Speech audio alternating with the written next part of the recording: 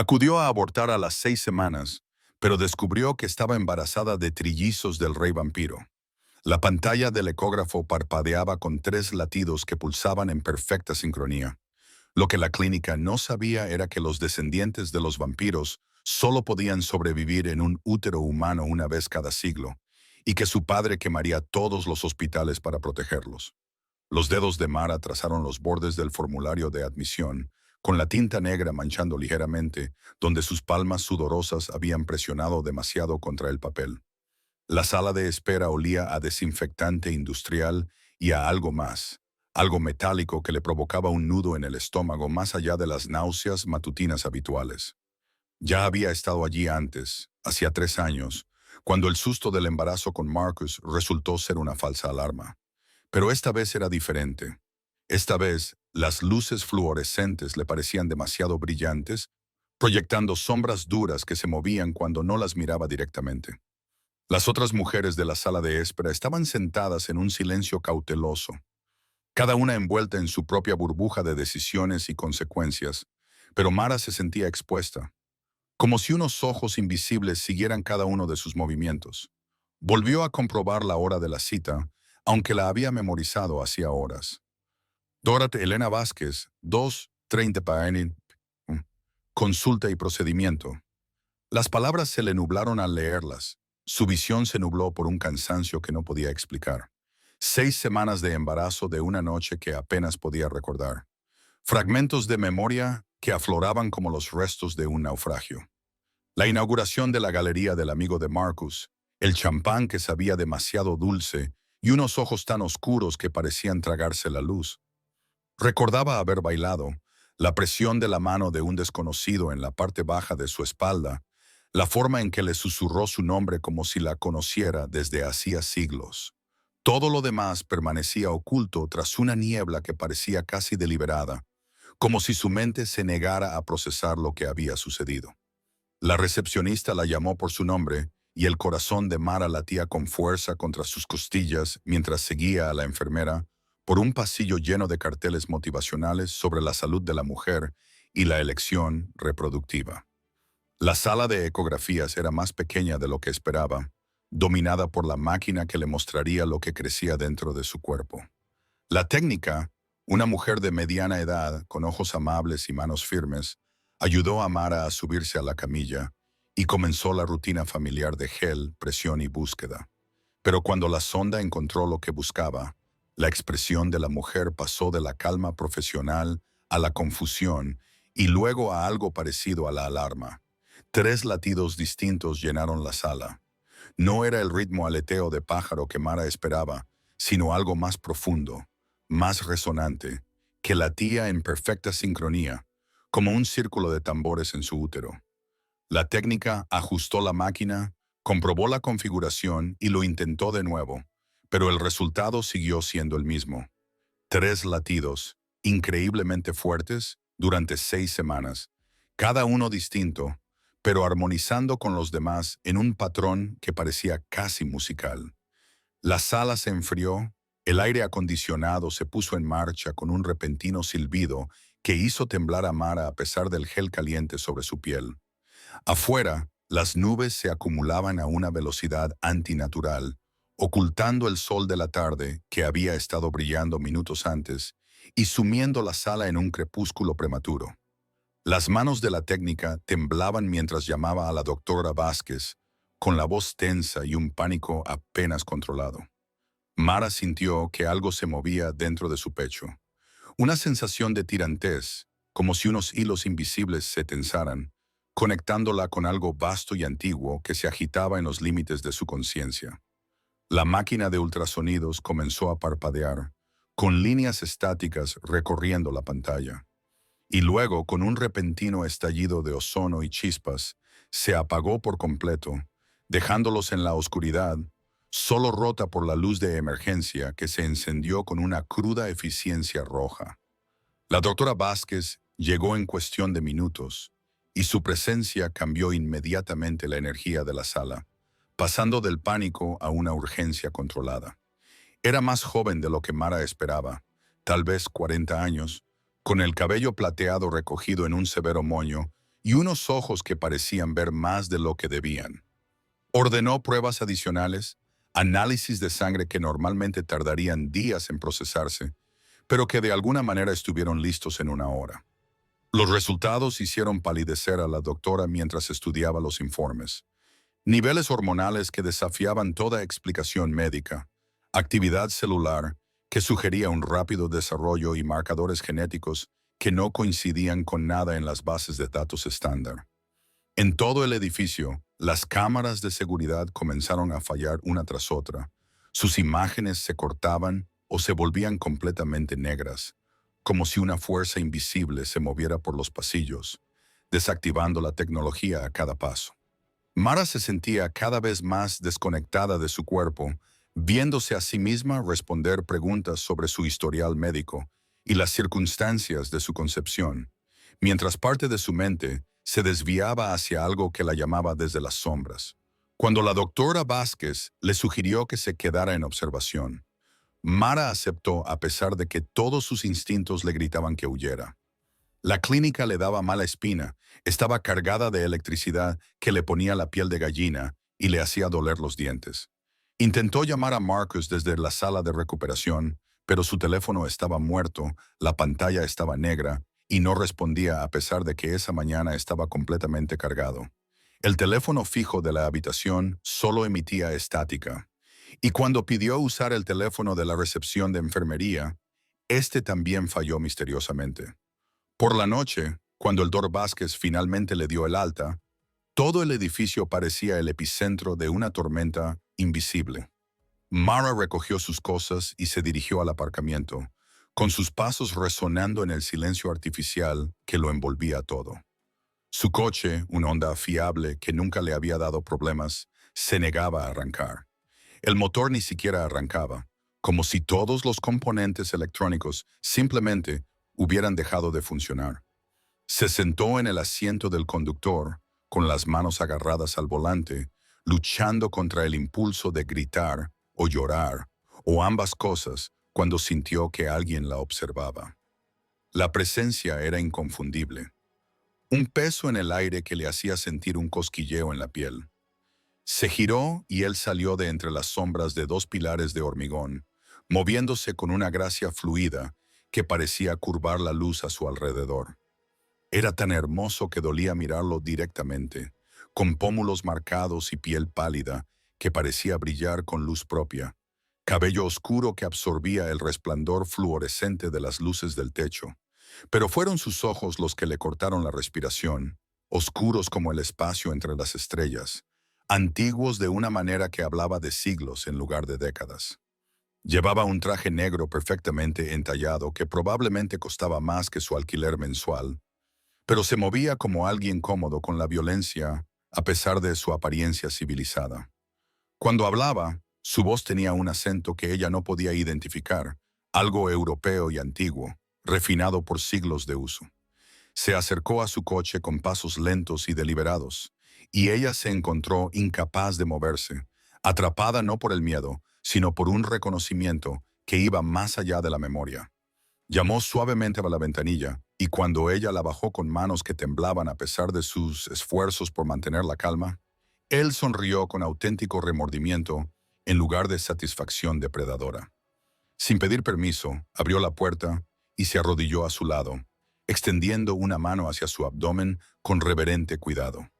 Ella debería haber gritado, debería haber luchado, debería haber hecho cualquier cosa menos dejar que ese desconocido la tocara. Pero cuando su palma presionó su vientre a un plano, una calidez inundó su cuerpo como la luz del sol atravesando las nubes de tormenta. Los bebés, y ella supo con repentina certeza que eso era lo que eran, respondieron a su presencia con un movimiento que se sintió casi como un reconocimiento. Su tacto despertó algo en su sangre, una conexión que parecía más antigua que la civilización, y cuando volvió a hablar, sus palabras tenían el peso de la verdad absoluta. Le dijo su nombre, Kieran Thorne, y le explicó lo que llevaba dentro con una delicadeza que, de alguna manera, hacía más fácil de aceptar lo imposible. 3 niños, los primeros herederos vampiros nacidos en más de un siglo, concebidos no por accidente, sino por una magia ancestral que había elegido su linaje por razones que se remontaban a generaciones atrás. Eran hijos de la profecía, dijo, seres que unirían el fracturado mundo de los vampiros o lo destruirían por completo, y su existencia ya había puesto en marcha fuerzas que no podían detenerse. El rey vampiro se arrodilló ante ella en un aparcamiento de hormigón, con la mano aún presionada contra su vientre, y no le pidió perdón por lo que había hecho, sino la oportunidad de proteger lo que habían creado juntos. A su alrededor, el aire mismo parecía contener la respiración, esperando su respuesta a una pregunta que cambiaría todo lo que ella creía saber sobre el mundo y su lugar en él. La finca de Kieran se alzaba sobre las colinas de Seattle como algo sacado de una novela gótica y trasplantado al mundo moderno. Y sus torres de piedra negra y sus ventanas arqueadas se ocultaban tras setos cuidadosamente mantenidos, y una verja que parecía normal hasta que Mara notó el sutil brillo en el aire a su alrededor, como ondas de calor que se elevaban del asfalto en verano, pero más frías, más deliberadas. La mansión se extendía por unos cuidados terrenos que parecían demasiado grandes para los límites de la propiedad que ella podía ver, como si el espacio mismo se curvara alrededor del edificio para dar cabida a habitaciones y pasillos que no deberían caber. Las agujas góticas perforaban el cielo nocturno, mientras que las ventanas de la planta baja mostraban una cálida luz amarilla que parecía casi normal hasta que se dio cuenta de que no se movían sombras detrás de ellas, a pesar de que podía sentir a gente dentro. Karen la condujo a través de la entrada principal, pasando por puertas talladas con símbolos que le hacían llorar los ojos cuando intentaba enfocarlos, hasta un vestíbulo dominado por una lámpara de araña que proyectaba luz sin parecer tener ninguna bombilla visible. El interior combinaba la grandeza medieval con el confort moderno. Tapices que representaban batallas entre criaturas que ella esperaba que fueran míticas, colgados junto a monitores de pantalla plana que mostraban las imágenes de las cámaras de seguridad de toda la propiedad. Los sirvientes se movían por los pasillos con un silencio sobrenatural. Hombres y mujeres cuya piel pálida y movimientos elegantes los identificaban como algo más que humanos. Sus ojos la seguían con una curiosidad apenas disimulada antes de que la presencia de Kieran los hiciera huir. Él la guió a una biblioteca que podría haber albergado la colección de una universidad. Las estanterías se extendían a lo largo de 3 pisos, hasta un techo abovedado pintado con constelaciones que parecían cambiar cuando ella no las miraba directamente. Sebastián esperaba allí, alto y anguloso, con el pelo plateado que contrastaba fuertemente con su aparente juventud. Su presencia transmitía una autoridad que parecía casi militar en su precisión. Cuando Kieran lo presentó como su lugarteniente y amigo más antiguo, la reverencia de Sebastián tenía la ironía suficiente para sugerir siglos de familiaridad con un protocolo que le resultaba tedioso. La conversación que siguió destrozó todas las suposiciones que Mara tenía sobre el embarazo, la biología y la naturaleza misma de la vida. La reproducción de los vampiros, explicó Sebastián con distanciamiento clínico, ocurría quizás una vez cada siglo, cuando las alineaciones cósmicas y la magia de la sangre convergían para crear la posibilidad de tener descendencia. Pero estos niños no habían sido concebidos a través de un encuentro fortuito o una alimentación casual. La habían elegido específicamente porque su linaje llevaba trazas de un antiguo pacto hecho entre su antepasado y las cortes de vampiros durante los juicios de brujas de Salem. Su tatarabuela había sido una sanadora que había salvado la vida de un vampiro y, a cambio, se le había concedido protección para sus descendientes, una deuda escrita con sangre y magia que había pasado de generación en generación hasta que llamó a estos niños que buscaban un útero capaz de sostener su desarrollo. El embarazo duraría solo 4 meses, pero durante ese tiempo su cuerpo sufriría cambios que la dejarían alterada para siempre, ni completamente humana ni vampiro, sino algo completamente nuevo. Su formación médica se rebelaba contra la imposibilidad de lo que estaba oyendo, exigiendo explicaciones que tuvieran sentido científico. Pero cuando Karen puso su mano sobre la de ella, sintió la verdad de ello vibrando en sus huesos como la electricidad a través de un cable de cobre. La expresión de Sebastián se volvió más sombría mientras explicaba las implicaciones políticas, bajando la voz hasta apenas un susurro, como si las propias paredes pudieran estar escuchando. El mundo de los vampiros había estado fracturado durante siglos, dividido entre tres clanes principales que gobernaban diferentes territorios con un equilibrio inestable mantenido a través de juramentos de sangre y cuidadosas negociaciones. La sombra controlaba la costa este con disciplina de hierro y antiguas tradiciones. La corte carmesí ostentaba el poder en el sur a través de redes de riqueza e influencia, mientras que el Pacto del Norte mantenía su control sobre los territorios occidentales mediante alianzas con otros seres sobrenaturales. Cada clan afirmaba descender de los señores vampiros originales, y cada uno creía que solo ellos poseían el derecho de gobernar a todos los vampiros cuando llegara el momento profetizado. Estos trillizos, según textos más antiguos que la historia escrita, unirían a los clanes bajo un nuevo tipo de liderazgo o destruirían por completo el delicado equilibrio, sumiendo a su mundo oculto en una guerra que se extendería al reino humano con consecuencias catastróficas. Los niños que crecían en su vientre no eran solo bebés, eran armas vivientes cuya mera existencia ya había puesto en marcha antiguos engranajes, atrayendo la atención de poderes que habían permanecido dormidos durante décadas. A los pocos días de llegar a la finca, el cuerpo de Mara comenzó a cambiar de una forma que desafiaba todo lo que había aprendido en la Facultad de Medicina.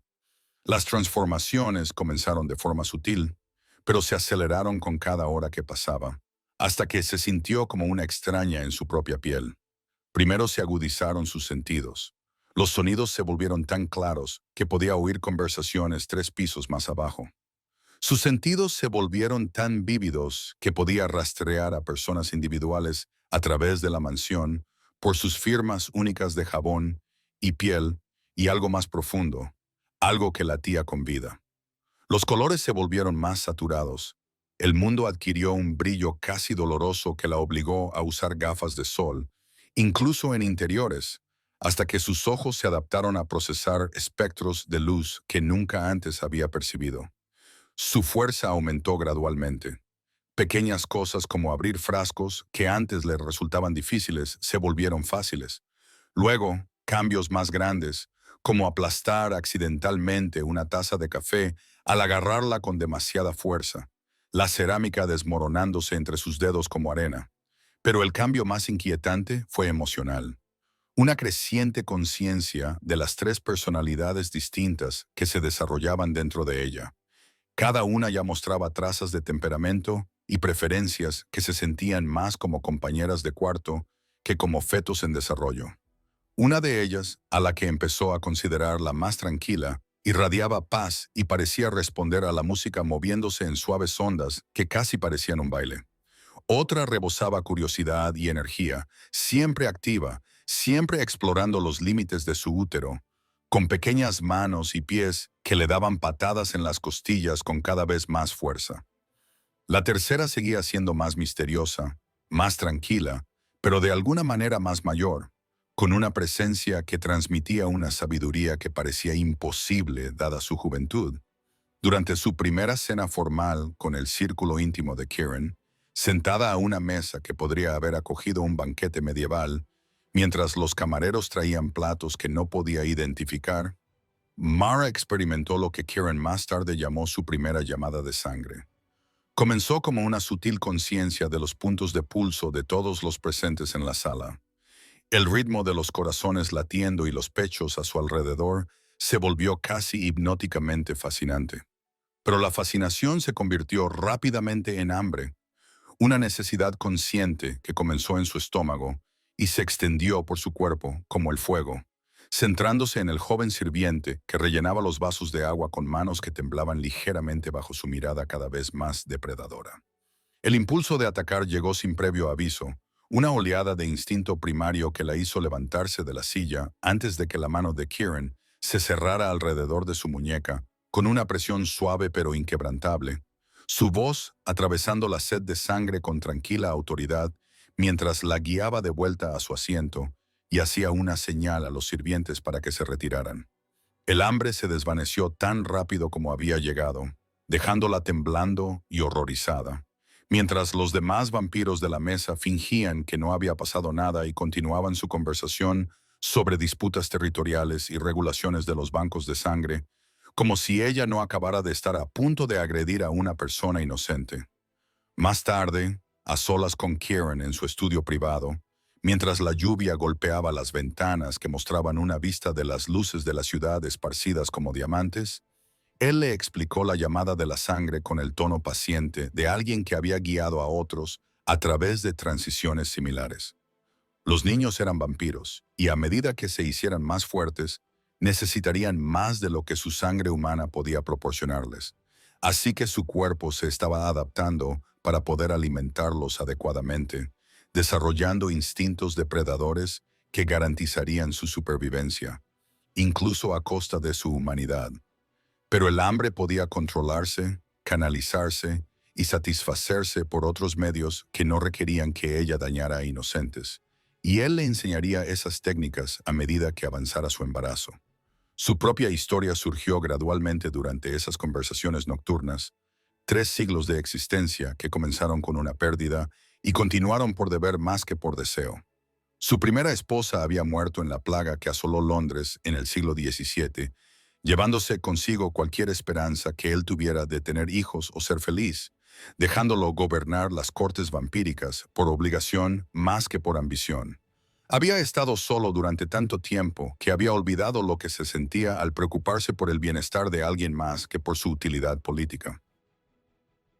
Pero estos niños y su madre estaban despertando emociones que él creía enterradas para siempre bajo siglos de gobierno calculado. Los trillizos parecían sentir la creciente conexión entre sus padres, respondiendo con un aumento de movimiento cada vez que Kieran estaba cerca, como si reconocieran su presencia y aprobaran el vínculo que se estaba formando entre los adultos que guiarían sus primeros años. Pero incluso cuando la finca se sentía más como un hogar y su relación con Kieran se profundizaba en algo que se asemejaba a una verdadera asociación, las imágenes de seguridad de las cámaras exteriores mostraban figuras observando desde el árbol en el borde de la propiedad. Formas sombrías que desaparecían cuando los guardias investigaban, pero que regresaban noche tras noche con creciente audacia. Las fuentes de Sebastián confirmaron lo que todos sospechaban. El triunvirato, los 3 vampiros ancianos más poderosos de los clanes rivales, se había enterado del embarazo y estaba planeando su respuesta a lo que consideraban una amenaza existencial para su estructura de poder. La mansión que había parecido un santuario se estaba convirtiendo en una fortaleza sitiada, y los niños que crecían fuertes en su vientre eran el premio por el que múltiples facciones matarían para poseer. Y ahora es el momento de hacer una pausa y suscribirse a nuestro canal. Si te ha gustado este video, no olvides darle a me gusta y dejar un comentario diciéndonos desde dónde lo estás viendo. Siempre es increíble ver hasta dónde llegan estas historias por todo el mundo. Ahora continuemos. El triunvirato llegó a medianoche bajo las antiguas leyes de Parley. Su presencia no fue anunciada por el sistema de seguridad de la finca, sino por la forma en que todas las flores de los jardines se marchitaron simultáneamente, con los pétalos cayendo como nieve negra a la luz de la luna, mientras el aire se volvía denso con el peso de siglos acumulados. El Sander llegó primero, saliendo de una sombra que parecía más profunda que las demás, con una apariencia tan perfectamente aristocrática que parecía una estatua de mármol a la que se le había dado vida. Piel pálida sin marcas del paso del tiempo, y ojos del color de las tormentas invernales que habían sido testigos del auge y la caída de imperios. Detrás de él seguía Morgana, hermosa como lo son las cosas venenosas, con su cabello rojo cayendo en cascadas sobre los hombros cubiertos de seda que cambiaba de color a la luz de las lámparas, mientras que su sonrisa prometía placer y dolor en igual medida. Baldris apareció en último lugar, un hombre enorme cuya presencia parecía doblar la gravedad a su alrededor. Las cicatrices marcaban sus manos y su rostro como un mapa de violencia que se remontaba a batallas libradas antes de la invención de la pólvora. Su voz tenía el peso de una avalancha cuando hablaba. Se movían por la finca con la confianza de seres que nunca habían encontrado nada que no pudieran matar o controlar. Los sirvientes se dispersaban ante ellos como hojas ante un huracán. Mientras los cimientos de la mansión gemían bajo la presión de su poder combinado, Kieran los recibió en el salón de recepciones formal, vestido con ropa que combinaba con su anticuada formalidad, con Sebastian a su derecha, mientras que otros miembros de su círculo íntimo formaban un cuidadoso semicírculo detrás de ellos, todos conscientes de que esta reunión determinaría si las próximas semanas transcurrirían en una paz incómoda o en una guerra abierta. Mara observaba desde la galería superior, con las manos apoyadas en la ornamentada barandilla, mientras los bebés que llevaba dentro respondían a la tensión con una agitación creciente. Sus movimientos se volvían más bruscos y urgentes, como si pudieran sentir la amenaza que estos seres antiguos representaban para su existencia. La conversación que siguió se desarrolló según protocolos más antiguos que el lenguaje escrito, frases rituales y gestos ceremoniales que tenían significados perdidos para todos, excepto para aquellos que habían vivido durante siglos de política vampírica. Pero bajo la apariencia civilizada se escondían amenazas que hacían vibrar el aire con violencia potencial. El Sander habló en nombre del triunvirato, con una voz que transmitía la autoridad de alguien acostumbrado a la obediencia absoluta, exigiendo a Kieran que entregara a los niños por nacer a su custodia colectiva, por el bien de la sociedad vampírica en su conjunto. La profecía, afirmaba, no hablaba de 3 niños, sino de un gobernante supremo que surgiría de entre ellos. Y ese gobernante debía ser criado con la sabiduría combinada de los clanes más antiguos, en lugar de corrompido por el apego de Kieran a las preocupaciones humanas. Consideraban que su relación con Mara era una debilidad, una prueba de que se había visto comprometido por emociones que no tenían cabida en el liderazgo vampírico.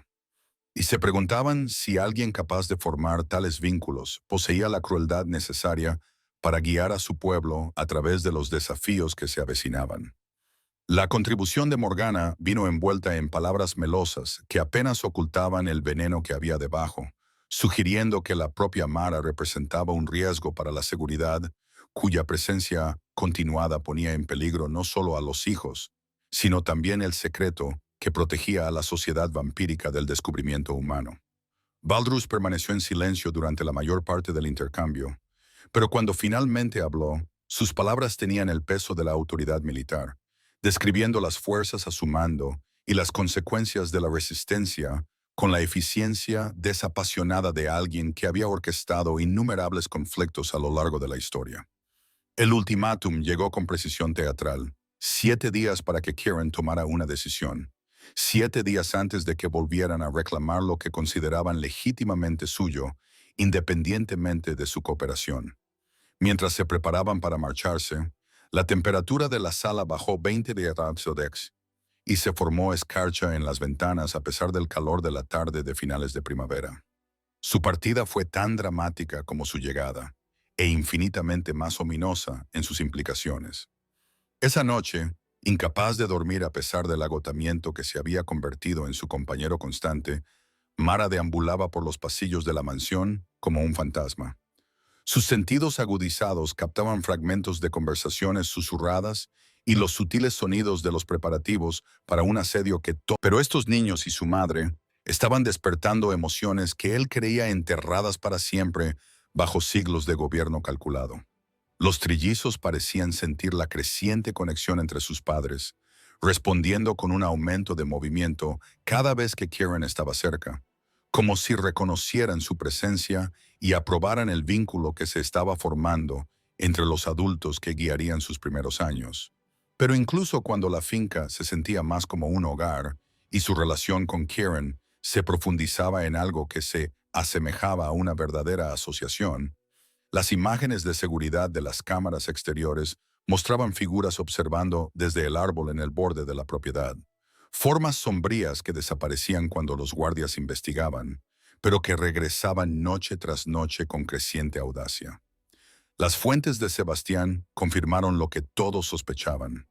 El triunvirato, los 3 vampiros ancianos más poderosos de los clanes rivales, se había enterado del embarazo y estaba planeando su respuesta a lo que consideraban una amenaza existencial para su estructura de poder. La mansión que había parecido un santuario se estaba convirtiendo en una fortaleza sitiada, y los niños que crecían fuertes en su vientre eran el premio por el que múltiples facciones matarían para poseer. Y ahora es el momento de hacer una pausa y suscribirse a nuestro canal. Si te ha gustado este video, no olvides darle a me gusta y dejar un comentario diciéndonos desde dónde lo estás viendo. Siempre es increíble ver hasta dónde llegan estas historias por todo el mundo. Ahora continuemos. El triunvirato llegó a medianoche bajo las antiguas leyes de Parley.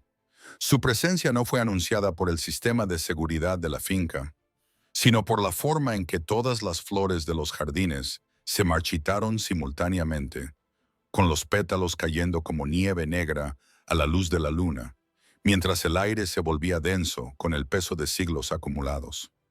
El Sander llegó primero, saliendo de una sombra que parecía más profunda que las demás, con una apariencia tan perfectamente aristocrática que parecía una estatua de mármol a la que se le había dado vida. Piel pálida sin marcas del paso del tiempo, y ojos del color de las tormentas invernales que habían sido testigos del auge y la caída de imperios. Detrás de él seguía Morgana, hermosa como lo son las cosas venenosas, con su cabello rojo cayendo en cascadas sobre los hombros cubiertos de seda que cambiaba de color a la luz de las lámparas, mientras que su sonrisa prometía placer y dolor en igual medida. Baldris apareció en último lugar, un hombre enorme cuya presencia parecía doblar la gravedad a su alrededor. Las cicatrices marcaban sus manos y su rostro como un mapa de violencia que se remontaba a batallas libradas antes de la invención de la pólvora. Su voz tenía el peso de una avalancha cuando hablaba. Se movían por la finca con la confianza de seres que nunca habían encontrado nada que no pudieran matar o controlar. Los sirvientes se dispersaban ante ellos como hojas ante un huracán.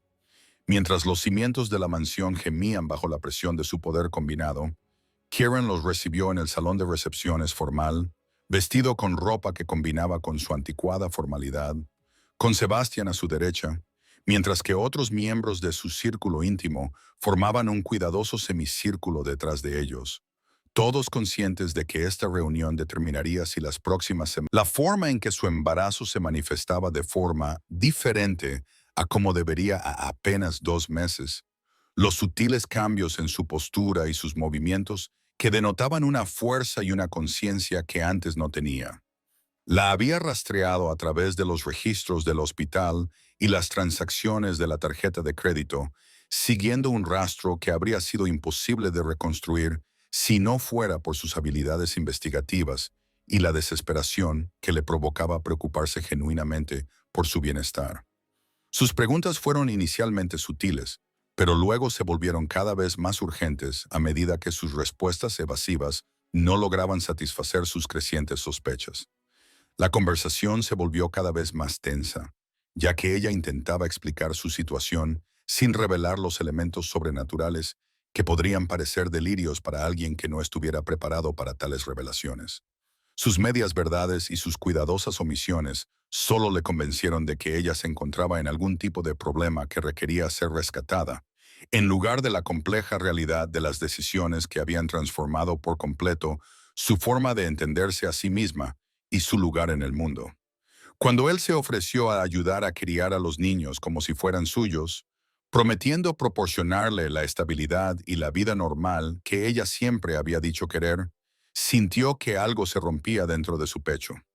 La vida que había planeado se desmoronaba ante una realidad que se había vuelto más peligrosa y más significativa de lo que jamás había imaginado.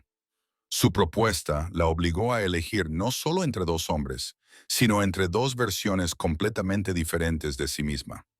La cautelosa estudiante de medicina que había salido con Marcus durante 3 años porque él representaba seguridad y previsibilidad. O la mujer en la que se estaba convirtiendo bajo la influencia de Kieran, alguien capaz de hazañas sobrenaturales y responsabilidades que iban mucho más allá de la felicidad personal.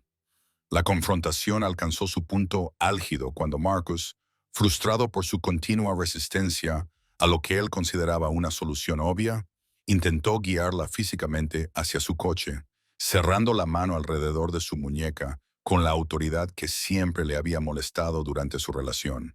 La presunción de que él sabía lo que era mejor para ella, mejor que ella misma. La llegada de Kieran se produjo con una rapidez sobrenatural. En un momento estaba ausente y al siguiente estaba detrás de Marcus con la quietud que adoptan los depredadores justo antes de atacar. Su mano se cerró alrededor del cuello del hombre con una presión que lo levantó del suelo, mientras sus ojos ardían con una furia que tenía muy poco que ver con instintos territoriales y todo que ver con una auténtica ira protectora. La violencia habría sido rápida y definitiva si Mara no se hubiera interpuesto entre ellos. Su voz cortó la ira de Kieran con una autoridad que sorprendió a los tres. Los bebés que llevaba en su interior respondieron al conflicto con una agitación que hizo que la energía recorriera su sistema, lo suficiente como para que ambos hombres retrocedieran y reevaluaran la situación. Marcus se marchó con promesas que parecían más bien amenazas. 48 horas para ponerse en contacto con él con una explicación razonable. O acudiría a las autoridades con todo lo que había observado. Sus últimas palabras fueron pronunciadas con el tipo de ira herida que proviene de perder algo precioso por fuerzas que escapan a la comprensión. El incidente reveló las implicaciones más oscuras de la protección de Kieran, la forma en que su devoción podía volverse posesiva, su disposición a matar por su seguridad, transformando la mansión de santuario en una hermosa prisión donde sus opciones se veían limitadas por su determinación de mantenerla a salvo, sin importar el coste para su autonomía. La doctora Vázquez llegó a la finca justo después del amanecer. Su maletín médico lo agarraba con las manos blancas por el esfuerzo, mientras que su comportamiento, normalmente sereno, mostraba grietas que delataban noches de insomnio y descubrimientos que habían sacudido sus cimientos de comprensión de la realidad. Llevaba consigo una cartera de cuero que parecía demasiado pesada para su tamaño, llena de documentos robados de archivos que oficialmente no existían. Investigaciones realizadas por organizaciones que operaban en la sombra entre agencias gubernamentales e instituciones académicas, estudiando fenómenos que la ciencia convencional se negaba a reconocer. Las imágenes de seguridad de su clínica la habían llevado por un camino sin salida de investigación clasificada y medicina sobrenatural, conexiones entre embarazos inexplicables y eventos cósmicos que se remontaban a siglos atrás. Patrones que sugerían que su encuentro con Mara no era una coincidencia ni un incidente aislado, sino parte de algo vasto y orquestado por fuerzas que veían las vidas humanas como piezas de ajedrez en un juego demasiado complejo para la comprensión mortal. Cuando Kieran le concedió refugio de emergencia, reconociendo el valor que le había costado a una humana entrar voluntariamente en territorio vampírico, con un conocimiento que podía hacer que la mataran múltiples facciones, ella extendió sus hallazgos sobre la mesa de la biblioteca con la precisión metódica de alguien que presenta pruebas que cambiarían todo lo que creían saber sobre la profecía y sus implicaciones. El texto completo, reconstruido a partir de fragmentos dispersos en múltiples idiomas y culturas, contaba una historia más esperanzadora y aterradora de lo que cualquiera de ellos había imaginado. No hablaba de la supremacía de los vampiros, sino de constructores de puentes que anunciarían una nueva era de integración sobrenatural con la humanidad. Los trillizos no estaban destinados a gobernar el mundo de los vampiros, sino a transformarlo. Su nacimiento desencadenaría un despertar que revelaría el reino sobrenatural a la sociedad humana y obligaría a ambas especies a elegir entre la cooperación y la destrucción mutua. Según los antiguos videntes que registraron por primera vez la profecía, los niños poseerían habilidades que trascendían los poderes tradicionales de los vampiros, capaces de comunicarse telepáticamente con los humanos, curar lesiones sobrenaturales y mortales por igual y, lo más importante, inspirar a otros a superar el miedo y los prejuicios que habían mantenido separados a los dos mundos durante milenios. Pero esta integración tendría un coste que haría parecer triviales las tensiones políticas actuales. En comparación, debido a que la revelación de la existencia de los vampiros destrozaría la comprensión de la realidad de la sociedad humana y al mismo tiempo expondría a las comunidades sobrenaturales a la guerra tecnológica, no estaban preparados para sobrevivir.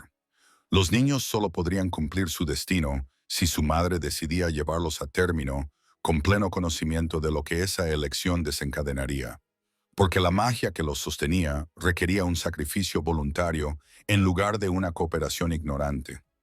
La diferencia entre el consentimiento y la coacción determinaría si su nacimiento traería la paz o el apocalipsis. Mara sintió el peso de esta revelación asentándose en sus huesos como plomo. La comprensión de que no solo llevaba 3 bebés, sino que sostenía el futuro de 2 especies en su vientre. Cada decisión que tomaba se propagaba a través de posibilidades que incluían tanto la integración utópica como la extinción de toda la especie.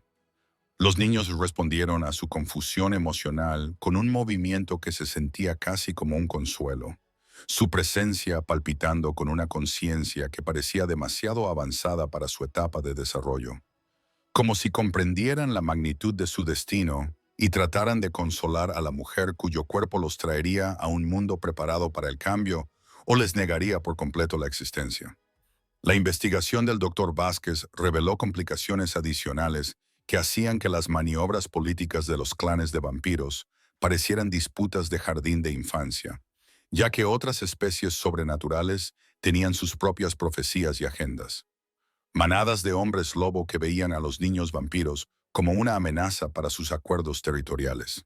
Brujas cuyos aquelarres habían previsto este momento y preparado hechizos que podían proteger o destruir la realidad híbrida emergente. Y tribunales falsos que veían cualquier cambio en el statu quo sobrenatural como una oportunidad para recuperar el poder que habían perdido siglos atrás. Pero la revelación más devastadora llegó cuando la doctora Vázquez presentó las grabaciones que había hecho de las comunicaciones encriptadas que había interceptado mientras investigaba el caso de Mara. La voz de Sebastián se oía claramente mientras proporcionaba información detallada a contactos a los que se refería solo por nombres en clave. Sus informes describían el embarazo no como un puente milagroso entre mundos, sino como un arma biológica que amenazaba con desestabilizar la propia civilización. La traición golpeó a Kieran con la fuerza de un golpe físico.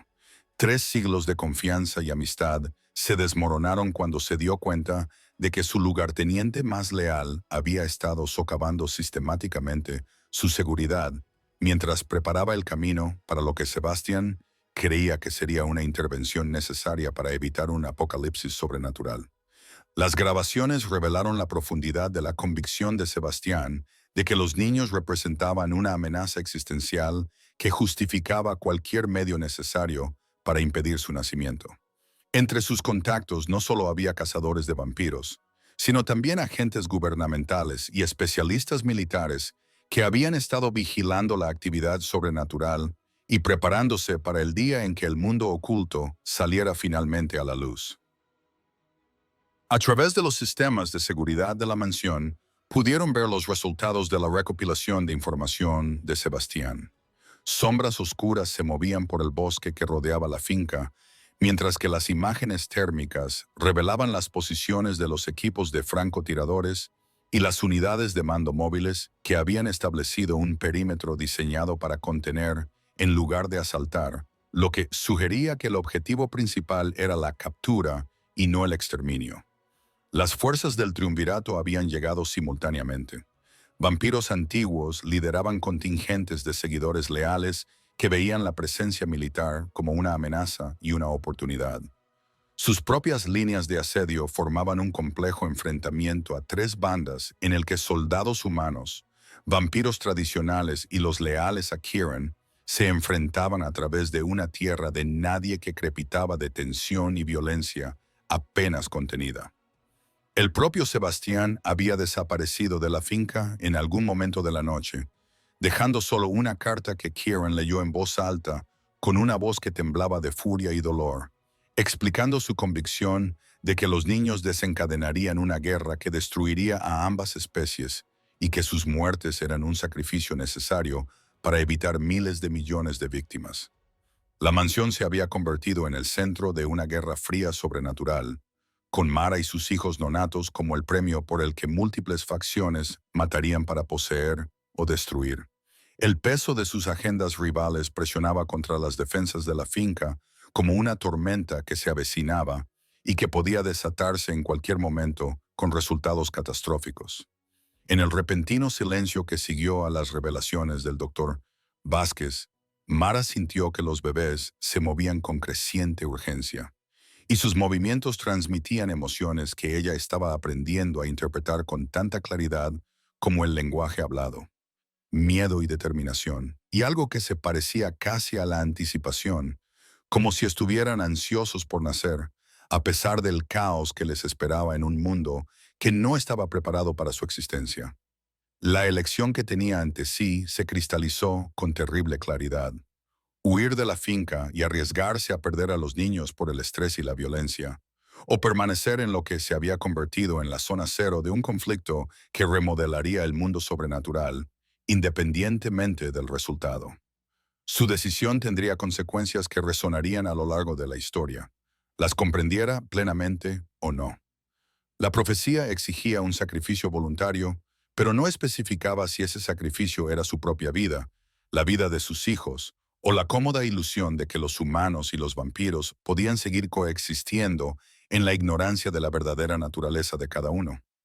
El peso de la elección se posó sobre sus hombros, como una corona que nunca había pedido llevar, pero que no podía negarse a llevar. El asedio comenzó al atardecer con la destrucción sistemática de las defensas exteriores de la finca. Las fuerzas militares humanas desplegaron luces ultravioletas experimentales que convirtieron la oscuridad que se acercaba en una luz artificial abrasadora, mientras que los atacantes vampiros respondieron con magia de sangre que hizo que el aire se retorciera con sombras de energía carmesí que tomaban forma física para desgarrar todo lo que tocaban. Las ventanas de la mansión habían sido reforzadas con persianas de acero que podían resistir el fuego de armas pequeñas, pero los atacantes llegaron preparados con armas diseñadas específicamente para la guerra sobrenatural. Rifles de pulso que disparaban rayos concentrados de luz solar sintética y granadas llenas de plata bendita que explotaban en nubes de polvo metálico ardiente. Desde su posición en la biblioteca reforzada, Mara podía sentir cómo las defensas mágicas de la finca se tensaban bajo el asalto. Los hechizos protectores que habían resistido durante siglos comenzaban a resquebrajarse y desgastarse mientras las fuerzas enemigas trabajaban para romper las barreras que existían tanto en el reino espiritual como en la realidad física. Los bebés dentro de ella respondieron a la violencia con una agitación creciente. Sus movimientos se volvieron bruscos y urgentes, como si pudieran sentir el peligro que presionaba contra su santuario desde múltiples direcciones. Cada niño mostraba reacciones distintas que revelaban personalidades que ya se estaban formando a pesar de su temprana etapa de desarrollo. El primer niño, al que ella había empezado a considerar como el sanador, pulsaba con oleadas de energía tranquila que parecían aliviar su dolor y fortalecer la capacidad de su cuerpo para hacer frente al estrés. Su presencia era como una mano cálida, presionando su corazón cada vez que el miedo amenazaba con abrumarla. El segundo niño irradiaba curiosidad y rebeldía. Sus movimientos eran deliberados y fuertes, como si estuviera probando los límites de su útero en preparación para liberarse y enfrentarse a cualquier amenaza que le esperara en el mundo exterior. Su energía se sentía como acero envuelto en seda, poderosa pero controlada. El tercer niño seguía siendo el más misterioso. Su presencia tenía un peso que se sentía antiguo y sabio, y solo se agitaba cuando el peligro era mayor, como si estuviera conservando energía para los momentos en que su intervención fuera más crucial. Sus movimientos eran precisos y decididos, lo que sugería una conciencia mucho más allá de lo que debería ser posible para un bebé no nacido. Durante el primer asalto coordinado, cuando las fuerzas vampíricas rompieron la muralla oriental mientras los soldados humanos avanzaban desde el oeste, Mara descubrió que su conexión con los niños le permitía acceder a sus habilidades en desarrollo, recurriendo a poderes que fluían a través de ella como la electricidad a través de un cable de cobre. Cuando Kieran se vio acorralado por 3 atacantes en el salón principal, ella de alguna manera se comunicó a través de su vínculo para compartir con él la energía curativa del niño, viendo cómo se cerraban las heridas y recuperaba la fuerza. incluso cuando el esfuerzo la dejó sin aliento y débil. Más tarde, cuando los soldados humanos utilizaron algún tipo de arma sónica que desorientó a los defensores vampiros, canalizó el don de compulsión del segundo niño. Su voz transmitía una autoridad sobrenatural mientras ordenaba a los atacantes que volvieran sus armas unos contra otros, y el poder fluía a través de su garganta como fuego líquido, dejándola sin voz durante horas después. Las habilidades del tercer niño resultaron ser las más inquietantes. Visiones de posibles futuros destellaban en su mente durante los momentos de mayor peligro, mostrándole qué pasillos debía evitar y qué posiciones defensivas resistirían la siguiente oleada de ataques. Un conocimiento que salvaba vidas, pero que tenía como precio unos dolores de cabeza tan intensos que le impedían distinguir entre la realidad presente y la posibilidad profética. El doctor Vázquez trabajaba frenéticamente en el ala médica de la mansión, monitorizando los signos vitales de Mara, mientras realizaba investigaciones que revelaban la rapidez con la que estaba cambiando su fisiología. Modificaciones celulares que la estaban transformando en algo capaz de sobrevivir a las exigencias de llevar una descendencia vampírica, al tiempo que mantenía a la humanidad suficiente para servir de puente entre mundos. Las lecturas desafiaban todos los principios de la biología humana, mostrando patrones de energía que se asemejaban más a auras mágicas que a la actividad normal del sistema nervioso, una química sanguínea que incluía elementos no presentes en la tabla periódica y escáneres cerebrales que revelaban nuevas vías neuronales formándose a una velocidad imposible, conexiones que podrían explicar su creciente capacidad para canalizar los poderes de los niños a través de su propio cuerpo. Kieran se movía por la mansión como una fuerza de la naturaleza, coordinando las defensas mientras luchaba con la creciente conciencia de que proteger a Mara podría requerir lo único para lo que estaba menos preparado. Dejarla ir antes de que el asedio destruyera todo lo que había construido durante 3 siglos de cuidadoso gobierno. Sus fuerzas eran superadas en número y se enfrentaban a enemigos en múltiples frentes. El ejército humano aportaba tecnología que neutralizaba muchas de las ventajas tradicionales de los vampiros, mientras que la antigua magia del triunvirato resultaba igualmente eficaz contra los modernos sistemas de seguridad de la finca, creando una batalla a 3 bandas en la que la victoria parecía imposible y la supervivencia dependía de elegir qué derrota sería menos catastrófica. Marcus regresó durante el caos del segundo gran asalto. Su llegada pasó desapercibida hasta que apareció en la biblioteca con un maletín lleno de documentos que destruirían cualquier ilusión que Mara pudiera albergar sobre la verdadera naturaleza de Kieran.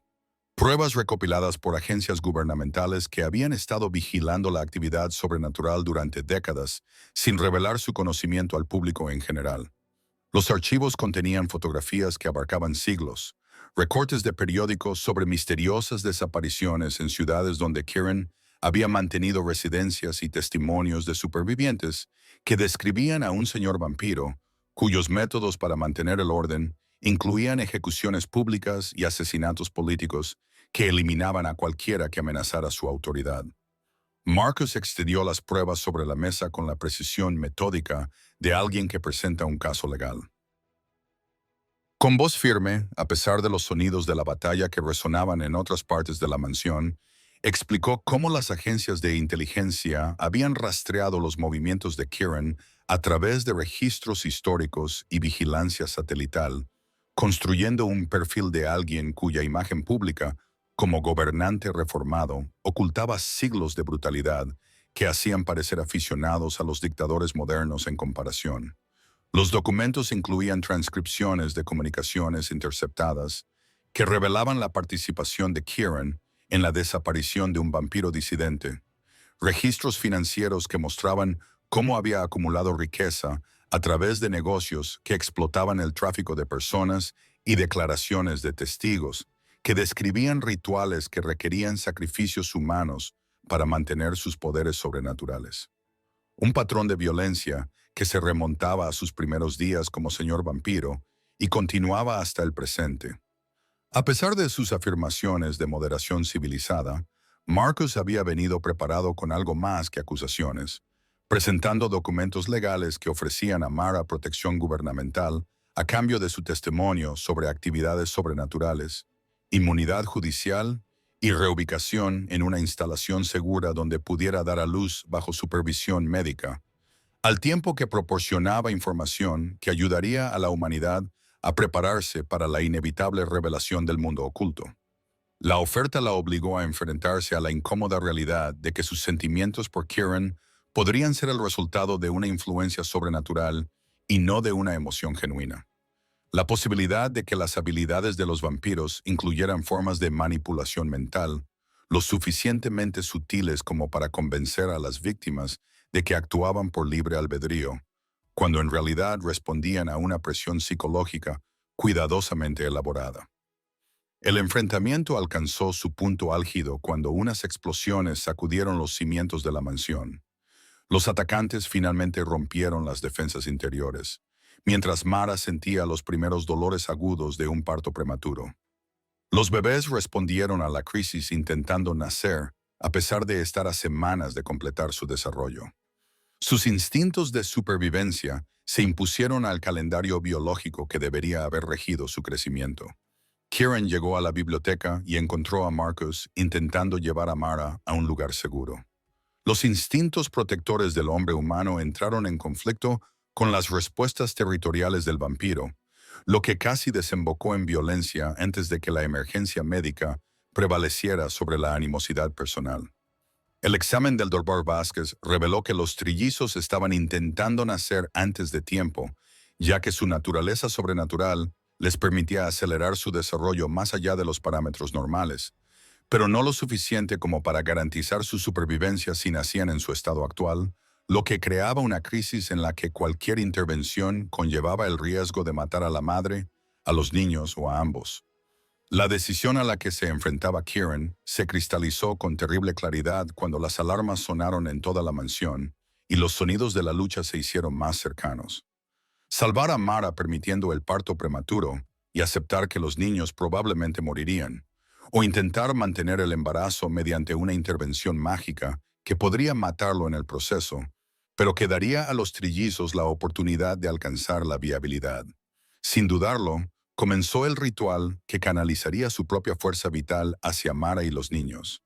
Una magia antigua que requería el sacrificio voluntario de años o décadas de existencia. Su apariencia ya comenzaba a cambiar a medida que siglos de poder acumulado fluían de él hacia la mujer, cuyo cuerpo luchaba por sostener 3 vidas que representaban el futuro de la sociedad sobrenatural. El ritual para salvar tanto a Mara como a los niños requería la contribución de todos los miembros del círculo íntimo de Kieran. Cada vampiro ofrecía voluntariamente parte de su fuerza vital acumulada para sostener una magia que desafiaba las leyes naturales que rigen el nacimiento y la muerte. El poder fluía entre ellos como la electricidad a través de un complejo circuito en el que cualquier eslabón débil podía provocar un fallo catastrófico. Sebastián llegó en el momento crítico, tras abandonar su alianza con los cazadores de vampiros, cuando se dio cuenta de que su verdadera intención no era evitar la guerra sobrenatural, sino capturar a los niños para experimentar con ellos. Su traición se transformó en una redención desesperada. Ofreció voluntariamente su propia energía vital, a pesar de saber que sus acciones anteriores lo habían convertido en prescindible a los ojos de todos los presentes. La magia que los conectaba a todos creó una conciencia compartida que permitió a Mara experimentar los recuerdos y las motivaciones de cada participante. Finalmente comprendió que el oscuro pasado de Kieran había sido moldeado por la necesidad más que por la crueldad. Sus duros métodos se empleaban para proteger a la sociedad vampírica de amenazas que la habrían destruido por completo si se hubieran manejado con la sensibilidad moderna sobre la justicia y la misericordia. A través de los recuerdos de Sebastián, vio su genuina creencia de que los niños representaban una amenaza existencial.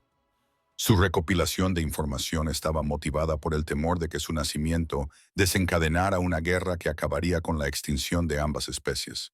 Su traición fue el resultado de elecciones imposibles entre lealtades contrapuestas, más que de simple malicia o codicia. Las visiones que fluían a través de su conexión mostraban futuros posibles en los que los niños lograban unir los mundos sobrenatural y humano, creando una sociedad en la que ambas especies prosperaban en abierta cooperación, pero también líneas temporales en las que su poder los corrompía y los convertía en tiranos que gobernaban a los humanos como ganado, o en las que su existencia se convertía en el catalizador de un conflicto genocida que reducía a ambas civilizaciones a supervivientes dispersos que se escondían en las ruinas de lo que una vez fueron grandes ciudades. Cuando el ritual alcanzó su clímax, con la fuerza vital fluyendo entre ellos como oro fundido, las defensas de la finca finalmente colapsaron por completo. Las fuerzas del triunvirato se combinaron con las unidades militares humanas para lanzar un asalto final coordinado que destrozó las barreras mágicas restantes y envió a los enemigos a entrar en la mansión desde múltiples direcciones. Los atacantes se movían con una velocidad y coordinación sobrenaturales. Antiguos vampiros lideraban escuadrones de soldados equipados con armas que disparaban balas de plata bendecidas por múltiples religiones, mientras que los dispositivos de pulso electromagnético inutilizaban la tecnología moderna que podría haber dado alguna ventaja a los defensores. El círculo íntimo de Kieran luchó desesperadamente para proteger la sala ritual. Sus habilidades se vieron debilitadas por la energía que habían aportado para sostener a Mara y a los niños, pero eran muy inferiores en número y se enfrentaban a enemigos que habían planeado este asalto durante semanas con la información proporcionada por la recopilación de inteligencia previa de Sebastián.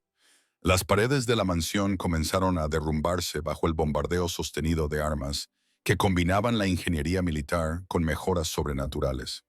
Proyectiles de artillería bendecidos que explotaban en ráfagas de fuego sagrado, mientras que los magos de batalla vampiros canalizaban la magia de la sangre en hechizos que volvían la propia estructura del edificio contra sus defensores. Piedra y acero se retorcían en formas que se abalanzaban sobre sus enemigos con hambre depredadora. Cuando las últimas defensas de la finca fallaron y las fuerzas enemigas se acercaron a la sala de rituales, el Dr. Vázquez activó los protocolos de emergencia que abrían pasadizos secretos que conducían a sistemas de túneles excavados bajo la ciudad siglos atrás por antiguos señores vampiros que comprendían la importancia de contar con rutas de escape que no pudieran ser vigiladas ni bloqueadas por las autoridades de la superficie. La retirada se convirtió en una batalla campal a través de pasillos subterráneos iluminados solo por luces de emergencia. Las mujeres embarazadas y los vampiros debilitados huían por pasadizos en los que resonaban los sonidos de la persecución, mientras la mansión sobre ellos ardía con incendios visibles a kilómetros de distancia. Un faro anunciaba al mundo que la guerra oculta entre facciones sobrenaturales había estallado finalmente en un conflicto abierto.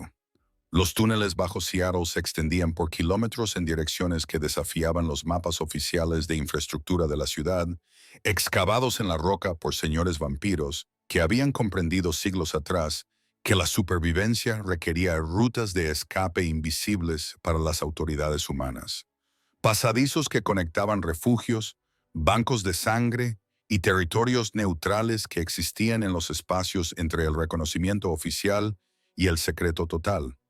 Mara se movía por estas arterias subterráneas con creciente asombro ante la complejidad del mundo oculto que era paralelo a la sociedad humana. Las luces de emergencia revelaban cámaras llenas de equipo médico para tratar lesiones sobrenaturales, bibliotecas con libros escritos en lenguas anteriores a la historia escrita y salas de reuniones donde se habían negociado y renovado tratados entre diferentes especies durante más tiempo del que habían existido la mayoría de las civilizaciones humanas. La propia arquitectura contaba historias de adaptación y supervivencia. La mampostería gótica daba paso al hormigón y el acero modernos en secciones que se habían ampliado o reforzado a medida que la ciudad de arriba crecía y cambiaba, creando un reino subterráneo que permanecía oculto a pesar de albergar a una población que ascendía a miles. La doctora Vázquez los guió a través de pasadizos que recorría con la confianza de quien los conoce desde hace mucho tiempo, revelando finalmente que su participación en el caso de Mara no había sido una coincidencia, sino una planificación cuidadosa. Su consulta médica servía de tapadera para una organización que había estado vigilando la actividad sobrenatural y preparándose para el día en que el mundo oculto emergiera inevitablemente a la conciencia humana. El consorcio, como ella lo llamaba, incluía a científicos, médicos y funcionarios del gobierno que habían aprendido sobre la existencia sobrenatural a través de diversos medios y habían optado por la cooperación en lugar de la confrontación. Entendían que la integración de dos mundos requeriría una gestión cuidadosa en lugar del caos que se produciría con una revelación repentina. Sus preparativos se prolongaron durante décadas e incluyeron protocolos médicos para tratar embarazos híbridos, marcos legales para establecer la ciudadanía sobrenatural e innovaciones tecnológicas que pudieran salvar la brecha entre la magia y la ciencia. Todo ello con vistas a este momento en el que el nacimiento de 3 niños desencadenaría cambios que ya no podrían contenerse en las sombras. Los túneles servían como red de comunicaciones que permitía que la información viajara más rápido de lo que cualquier sistema humano podía gestionar. La magia fluía a través de canales tallados que conectaban comunidades sobrenaturales de todos los continentes, llevando la noticia del inminente nacimiento de los trillizos a seres que llevaban generaciones esperando que se cumpliera esta profecía. Kieran avanzaba por pasadizos familiares con creciente dificultad. El ritual que había salvado a Mara y a los niños lo había dejado visiblemente envejecido y debilitado. Hilos plateados se entremezclaban con su cabello oscuro, mientras que unas arrugas se habían grabado alrededor de unos ojos que habían permanecido inalterables durante siglos. Su fuerza sobrenatural había disminuido hasta niveles que lo hacían vulnerable de una forma que nunca había experimentado desde su transformación en señor vampiro. La conciencia de que su reinado podría estar llegando a su fin se apoderó de él como un peso que se hacía más pesado con cada paso. Comprendió que estos niños no solo representaban el futuro de la sociedad vampírica, sino una transformación tan fundamental que las estructuras de liderazgo tradicionales podrían quedar obsoletas de la noche a la mañana, lo que le llevaba a plantearse si su papel sería el de protector u obstáculo en el mundo que ellos crearían. A través de su vínculo, Mara sintió su lucha contra la obsolescencia y la pérdida, la forma en que 3 siglos de autoridad absoluta estaban siendo despojados por fuerzas que escapaban a su control. Pero también percibió algo más profundo, un alivio que provenía de poder finalmente dejar atrás cargas que nunca había querido llevar, responsabilidades que lo habían aislado de los simples placeres de la conexión y la familia que los niños ya estaban comenzando a proporcionarle. El refugio al que llegaron tras horas de cuidadosa navegación resultó ser un complejo que rivalizaba con la mansión de la que habían huido, excavado en un sistema de cuevas naturales y ampliado con cámaras que podían albergar a cientos de refugiados, con instalaciones médicas que permitirían al doctor Vázquez supervisar las últimas etapas del embarazo de Mara, mientras la protegía de las fuerzas que seguían persiguiéndolos por la ciudad. La respuesta de la comunidad sobrenatural al acercamiento del nacimiento superó incluso las predicciones cuidadosamente investigadas por el doctor Vázquez, seres que emergían de escondites que los habían ocultado durante décadas o siglos, atraídos por instintos más antiguos que el pensamiento consciente para presenciar y proteger el acontecimiento que remodelaría su mundo.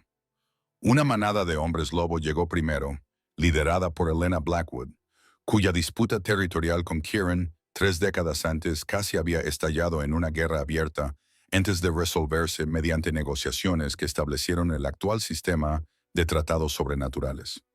Su disposición a dejar de lado viejos rencores en favor de proteger a los niños, lo que daba una idea de la magnitud de lo que estaba sucediendo. La manada se movió con precisión militar a través de túneles que técnicamente eran territorio vampírico. Su presencia creaba una tensión que crepitaba en el aire como electricidad estática. Pero la determinación de su líder de ver cumplida la profecía superó siglos de rivalidad entre especies y de instinto territorial. Detrás de ellos venían brujas cuyos aquelarres habían previsto este momento en sueños y adivinaciones.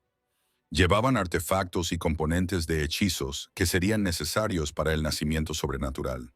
Su magia complementaba las habilidades de los vampiros, de manera que creaban barreras protectoras más fuertes de las que cualquiera de las dos especies podría mantener por sí sola.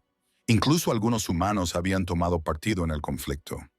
Agentes del gobierno y especialistas militares que habían sido informados sobre la realidad sobrenatural y comprendían que la cooperación ofrecía mejores resultados que la guerra inevitable que se produciría al intentar destruir o controlar a seres cuyas habilidades superaban cualquier cosa que las armas convencionales pudieran contrarrestar.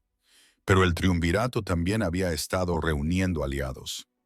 Casas de vampiros de todo el mundo respondieron a las llamadas de ayuda que pintaban a los seguidores de Kieran como traidores a su propia especie. Antiguas estirpes que consideraban cualquier cambio en el orden establecido como una amenaza existencial que justificaba cualquier medio necesario para impedirlo. Los vampiros europeos llegaron con siglos de experiencia en la manipulación política y la guerra psicológica. Las cortes asiáticas aportaron disciplina y técnicas de artes marciales adaptadas al combate sobrenatural, mientras que los clanes africanos contribuyeron con sus conocimientos de magia de sangre, anteriores a la propia civilización vampírica. Sus fuerzas combinadas crearon un ejército capaz de desafiar incluso a la coalición que se estaba formando en torno a Kieran y Mara. El conflicto había evolucionado más allá de una simple disputa territorial hasta convertirse en una guerra civil sobrenatural librada en los espacios entre la conciencia humana, con batallas que estallaban en edificios abandonados y bosques remotos. Mientras ambos bandos luchaban por mantener su existencia oculta a las autoridades, que inevitablemente se verían involucradas si la violencia se intensificaba más allá de los niveles manejables. Mara sintió las primeras contracciones reales mientras descansaba en la cámara médica que el doctor Vázquez había establecido. Un dolor que comenzaba en la parte baja de la espalda y le rodeaba el abdomen como una banda de fuego. Pero cada contracción traía consigo un pulso de energía que se irradiaba hacia el exterior a través del sistema de túneles y más allá, llamando a los seres sobrenaturales de todo el continente con una urgencia que prevalecía sobre cualquier otra consideración. Los niños estaban comenzando su viaje al mundo y su llegada provocó ondas a través de las redes mágicas que conectaban a todas las comunidades sobrenaturales, anunciando su llegada a los seres que habían estado esperando este momento durante toda su vida, al tiempo que alertaba a los enemigos que no se detendrían ante nada para impedir que la profecía se cumpliera. Marcus llegó a los túneles con un equipo de especialistas del gobierno. Su anterior ultimátum se transformó en una oferta de protección y cooperación que reflejaba lo rápido que la situación había evolucionado más allá de lo que cualquier facción por sí sola podía controlar. Su propuesta incluía un paso seguro a una instalación protegida donde el nacimiento pudiera tener lugar en condiciones controladas, al tiempo que proporcionaba a las autoridades humanas la información que necesitarían para gestionar el proceso de integración que parecía cada vez más inevitable. A medida que el parto de Mara se intensificaba, seres sobrenaturales de todo el mundo convergieron en Seattle con una urgencia que sugería que el nacimiento de los niños representaba algo más que el cumplimiento de la profecía vampírica. Su llegada creó una reunión que no se había visto desde que se negociaron los tratados sobrenaturales originales hace siglos. El equipo de monitorización del Dr. Vázquez reveló que cada contracción generaba señales de energía que se registraban en instrumentos diseñados para detectar actividad mágica, ondas de poder que se hacían más fuertes y frecuentes a medida que los niños se preparaban para nacer. Sus habilidades combinadas ya afectaban a la realidad de tal manera que sugerían que su aparición provocaría cambios que ninguna estructura de autoridad existente podría contener o controlar. La convergencia en sí misma creó problemas que amenazaban con exponer el mundo sobrenatural, independientemente de las intenciones de cualquiera de mantener el secreto. Demasiados seres poderosos reunidos en un solo lugar como para que las autoridades humanas lo ignoraran. La vigilancia por satélite detectaba patrones de movimiento que desafiaban toda explicación, mientras que los equipos sísmicos registraban perturbaciones que se correspondían con actividad mágica más que geológica. A través de su red de contactos, la doctora Vázquez se enteró de que el nacimiento tendría que producirse en un lugar específico, donde convergían las líneas ley bajo la antigua catedral del centro de la ciudad. Las energías mágicas proporcionarían la fuerza necesaria para dar a luz de forma segura a los niños, cuyas habilidades requerían ayuda sobrenatural para sobrevivir a la transición del útero al mundo.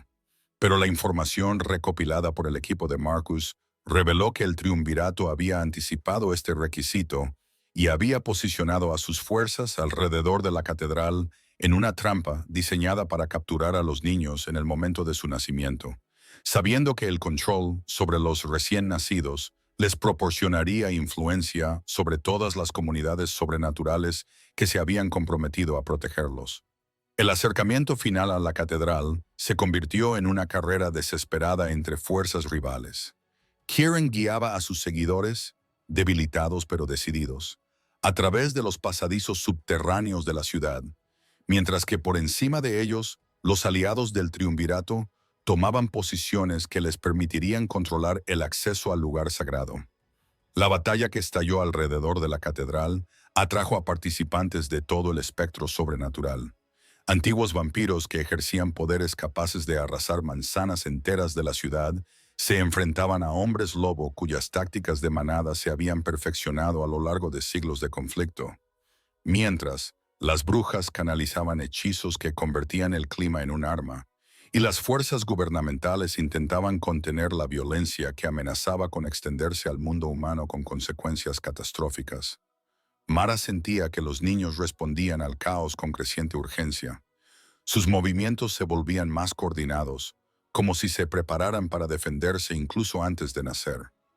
Los poderes fluían por su cuerpo con una intensidad que hacía que sus experiencias anteriores parecieran susurros suaves en comparación con la sinfonía de habilidades que despertaban en su útero. El dolor del parto se mezclaba con visiones de posibles futuros. Las habilidades precognitivas del tercer niño le mostraban destellos de lo que podría surgir de este momento de crisis. Líneas temporales en las que la batalla terminaba en triunfo o tragedia, en las que los niños crecían para cumplir su destino como constructores de puentes o se convertían en armas en una guerra que consumiría ambos mundos. En las criptas bajo la catedral, el doctor Vázquez preparaba equipos que combinaban la ciencia médica con el conocimiento sobrenatural. Monitores y círculos mágicos trabajaban juntos para crear un entorno en el que los niños vampiros pudieran nacer de forma segura, mientras que los hechizos protectores los protegían de la violencia que estallaba en la superficie. El destino de dos especies pendía de un hilo, mientras tres ejércitos se enfrentaban en una batalla que determinaría si el futuro pertenecería a la cooperación o a la conquista. En las antiguas criptas bajo la catedral, donde los arcos de piedra tallados por monjes medievales eran testigos de siglos de oraciones y rituales secretos, Mara trajo a los niños a un mundo transformado por su propia existencia.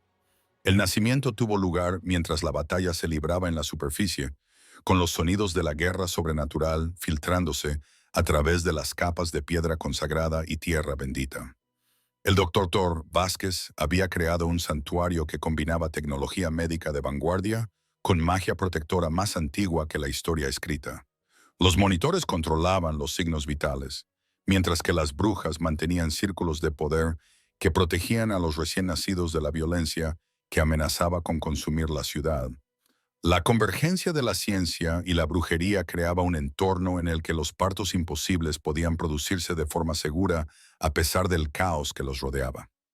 El primer niño nació cuando las campanas de la catedral anunciaban la medianoche. Elena llegó con ojos plateados que parecían capturar y reflejar la luz de las velas, espejos forjados con la luz de las estrellas. Sus pequeñas manos ya mostraban el don curativo que definiría su destino, ya que inconscientemente reparaba los pequeños desgarros que su nacimiento había causado en el cuerpo de su madre. El poder fluía a través de su tacto con la suave calidez de la lluvia de verano sobre la tierra reseca. Su llanto llevaba armónicos que parecían resonar a través de la propia piedra, llamando a todos los seres sobrenaturales en kilómetros a la redonda y anunciando que el tiempo profetizado había llegado por fin. El sonido llevaba consigo magia que comenzó inmediatamente a provocar cambios en quienes lo oyeron. Las habilidades latentes despertaron en los humanos cuyos linajes llevaban trazas de herencia sobrenatural, mientras que las barreras establecidas entre las especies comenzaron a disolverse como la niebla matinal ante el sol. Damien le siguió 20 minutos más tarde, y su nacimiento estuvo marcado por un repentino silencio que se apoderó de la batalla que se libraba arriba, como si el aire se hubiera detenido para reconocer su llegada. Su mente ya se extendía hacia el exterior, con tentáculos telepáticos que lo conectaban con todas las conciencias sobrenaturales de la ciudad. Vampiros, hombres lobo y brujas, todos ellos pudieron de repente oír su comunicación sin palabras mientras se presentaba a un mundo que estaba destinado a ayudar a unir. Sus ojos eran de un azul profundo como las profundidades del océano. Y cuando miró a sus padres por primera vez, tanto Mara como Kieran sintieron su presencia en sus mentes, no como una invasión, sino como una culminación. La pieza que faltaba y que siempre les había hecho sentir aislados, finalmente encajaba en su lugar con el peso de la pertenencia absoluta. Sofía fue la última en aparecer. Su nacimiento coincidió con el momento en que las fuerzas del triunvirato finalmente rompieron las defensas superiores de la catedral. Su llegada envió una pulsación de energía precognitiva a través del edificio que mostró a todos los combatientes arriba vislumbres de posibles futuros. Algunos brillantes con paz y cooperación, otros oscuros con conflictos continuos y destrucción mutua. Las visiones hicieron que los combatientes de todos los bandos se detuvieran al reconocer que sus acciones en los próximos momentos determinarían qué línea temporal se manifestaría. Sus ojos tenían destellos dorados que parecían moverse como metal líquido. Y cuando el doctor Vázquez la colocó en los brazos de Mara, la mirada de la recién nacida se centró con una claridad imposible en el rostro de su madre, transmitiéndole sin palabras que entendía exactamente lo que estaba sucediendo y el papel que tendría que desempeñar en el mundo transformado que su nacimiento estaba creando. En el momento en que los tres niños respiraron juntos, una ola de energía se irradió desde la catedral con la fuerza de una explosión controlada, atravesando la piedra, el acero y la carne con igual facilidad, despertando habilidades en seres humanos de todo el mundo que nunca habían sospechado que poseían un potencial sobrenatural y creando al mismo tiempo nuevos vínculos entre diferentes especies que se habían considerado enemigas durante milenios. La estructura de poder del triunvirato se derrumbó en ese instante. Siglos de cuidadosas maniobras políticas quedaron obsoletos por los cambios fundamentales que el nacimiento de los niños había provocado en la naturaleza misma de la sociedad sobrenatural. Su autoridad se evaporó como el humo cuando las rígidas jerarquías que habían mantenido comenzaron a transformarse en algo más fluido y cooperativo. En ciudades de todo el mundo, los vampiros sintieron que sus instintos territoriales cambiaban hacia la protección en lugar de la dominación. Los hombres lobo descubrieron que podían comunicarse telepáticamente con otras especies por primera vez en la historia, y las brujas vieron cómo su magia se potenciaba y clarificaba gracias a energías que facilitaban la cooperación en lugar del conflicto. La influencia de los niños se extendió por todas las comunidades sobrenaturales como piedras lanzadas al agua tranquila. La aparición del mundo sobrenatural en la conciencia humana no se produjo a través de una revelación violenta, sino mediante una cuidadosa orquestación guiada por la doctora Vázquez y su red de contactos preparados, funcionarios gubernamentales y profesionales médicos que habían pasado años desarrollando protocolos de integración que minimizaran el pánico y maximizaran los beneficios que podía aportar la cooperación entre especies. Marcus resultó fundamental para establecer marcos legales que otorgaran derechos de ciudadanía a los seres sobrenaturales, al tiempo que creaba mecanismos de supervisión que impidieran el abuso de habilidades que pudieran dañar a los humanos. Su experiencia en periodismo de investigación le ayudó a elaborar estrategias de divulgación que revelaran la existencia sobrenatural a través de pruebas documentadas, en lugar de titulares sensacionalistas que provocaran miedo y reacciones adversas. El proceso se desarrolló a lo largo de meses, en lugar de días, comenzando con casos cuidadosamente seleccionados en los que las intervenciones sobrenaturales resolvían problemas humanos. Los curanderos trataban afecciones que la medicina convencional no podía abordar. Las advertencias precognitivas prevenían desastres, y las muestras de poder protector presentaban a los seres sobrenaturales como aliados en lugar de amenazas para el bienestar humano. Kieran se encontró transformado no solo por la paternidad, sino también por la influencia de los niños en su naturaleza fundamental. Siglos de autoridad aislada dieron paso a una forma de liderazgo que enfatizaba la orientación y la protección en lugar del control. Su papel evolucionó de rey vampiro a guardián de un nuevo mundo en el que múltiples especies podían coexistir sin las tensiones ocultas que habían definido la política sobrenatural durante milenios.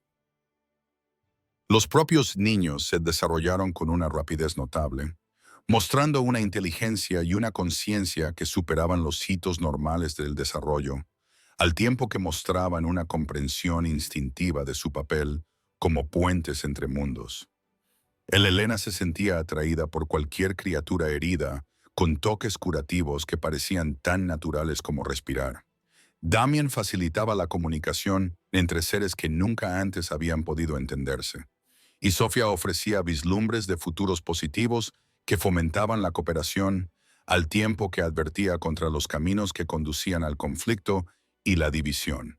Mara descubrió que su propia transformación la había convertido en algo sin precedentes, ni completamente humana ni vampiro, sino un híbrido capaz de existir cómodamente en ambos mundos. Su fisiología única le permitía servir como ejemplo vivo de lo que se podía lograr con la integración cuando el miedo y los prejuicios se sustituían por la comprensión y la aceptación. Estableció la primera consulta médica diseñada para atender tanto a pacientes humanos como sobrenaturales, tratando desde embarazos sobrenaturales rutinarios hasta ayudar a los humanos recién despertados a adaptarse a habilidades que nunca habían sospechado que poseían. Su trabajo se convirtió en un modelo para el tipo de cooperación que definiría la emergente sociedad integrada. La consulta funcionaba en un edificio que había sido cuidadosamente elegido por su valor simbólico. Una iglesia reconvertida, cuyas vidrieras representaban escenas de curación y transformación. El espacio sagrado se reutilizó para servir a una congregación que incluía a seres cuya existencia había sido relegada en su día al mito y la leyenda, pero que ahora trabajaban junto a médicos y enfermeras humanos para avanzar en el conocimiento médico en direcciones que ninguna de las dos especies habría podido alcanzar por sí sola. 5 años después del nacimiento que lo cambió todo, los niños asistían a una escuela que había sido diseñada específicamente para atender a estudiantes de todas las comunidades sobrenaturales, así como a los humanos. El patio de recreo resonaba con risas que incluían voces que hablaban en idiomas más antiguos que la historia registrada, mientras que otros se comunicaban a través de vínculos telepáticos que no requerían palabras. Elena se movía por el patio de recreo como un joven ángel. Su toque curativo reparaba automáticamente las rodillas raspadas y los sentimientos heridos con igual destreza. Su presencia creaba una zona de calma a su alrededor que atraía tanto a los niños humanos como a los sobrenaturales, que encontraban consuelo en su aura naturalmente pacífica. Durante el recreo se arrodilló junto a un compañero humano que se había caído de las barras, con sus pequeñas manos brillando con una luz plateada mientras animaba al hueso roto a recordar su forma correcta, y la curación se producía de forma tan natural que los demás niños lo aceptaban como algo normal. Su generación crecía en un mundo en el que esos milagros formaban parte de la vida cotidiana, en lugar de ser temibles muestras de un poder sobrenatural. Damien se había autoproclamado mediador no oficial de las disputas en el patio de recreo. Sus habilidades telepáticas le permitían comprender exactamente lo que cada parte sentía y pensaba. Sus intervenciones evitaban que los conflictos se convirtieran en el tipo de malentendidos que en el pasado habían desencadenado guerras entre comunidades sobrenaturales. Su diplomacia natural sugería que seguiría los pasos de su padre como líder, pero con métodos basados en la empatía en lugar de la autoridad. Cuando surgió un desacuerdo entre los jóvenes hombres lobo y vampiros sobre los derechos territoriales del arenero, Damian se interpuso entre ellos con la confianza de alguien cuyo poder era la comunicación en lugar de la fuerza. Su contacto mental mostraba a cada grupo cómo se sentían los demás, al tiempo que los guiaba hacia un compromiso que satisfacía las necesidades de todos sin exigir a nadie que renunciara a su dignidad o autonomía. Sofía pasaba gran parte de su tiempo dibujando imágenes que representaban futuros que podía ver con cada vez más claridad a medida que sus habilidades se desarrollaban. Sus obras de arte cubrían las paredes de su dormitorio con imágenes de armonía entre especies, avances tecnológicos que surgirían de la cooperación sobrenatural entre humanos y los retos que se avecinaban a medida que la noticia de la transformación de la Tierra llegaba a seres de otros mundos que podrían ver los cambios como una oportunidad o como una amenaza. Su último dibujo mostraba naves descendiendo del espacio con pasajeros cuyas intenciones seguían sin estar claras, lo que sugería que la integración de las sociedades sobrenaturales y humanas había sido solo el primer paso de una transformación más amplia que acabaría abarcando el contacto con inteligencias originarias de fuera de la Tierra. El nacimiento de los niños había sido un catalizador de cambios que continuarían propagándose a través de dimensiones y galaxias de formas que ninguno de ellos podía comprender del todo. Mara y Kieran observaban a sus hijos jugar desde el borde del parque infantil. Su relación había evolucionado de una alianza desesperada a una auténtica colaboración basada en un propósito compartido y un amor cada vez más profundo.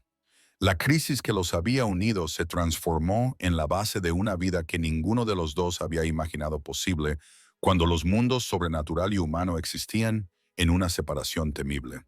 Su vínculo se había fortalecido a través de los desafíos de criar a niños cuyas habilidades requerían una vigilancia y orientación constantes.